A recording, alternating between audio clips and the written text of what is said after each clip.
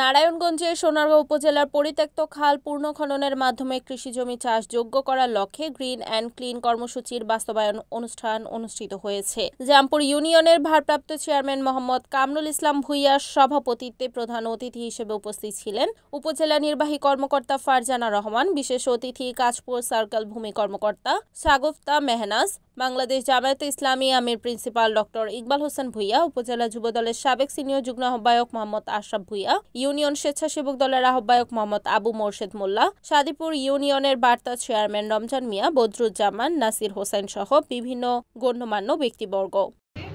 আমার অফিসার যে সার্ভেয়ার আছে উনি সহ আমরা মোটামুটি অনেকাংশেই আমরা ডিমার্কেশন করতে পেরেছি।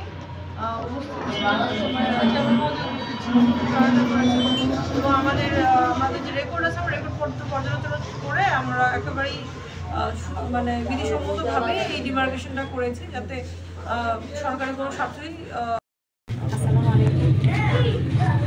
আজকে আসলে আমার জন্য খুবই আনন্দের একটি দিন, আবার একই সাথে প্রকাশের দিন। আনন্দের দিন এই কারণে যে শেষ পর্যন্ত আমাদের এখানে উপজেলা নির্বাহী অফিসার হিসেবে প্রথম যে সভাটিতে যোগদান করি সেটা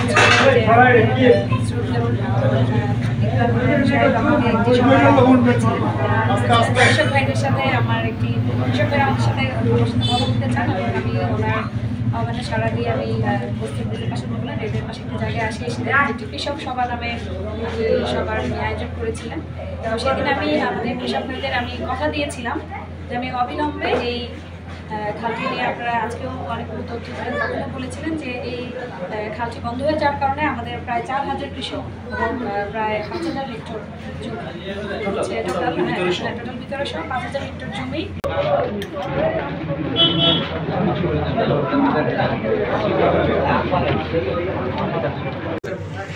ঠিক আছে।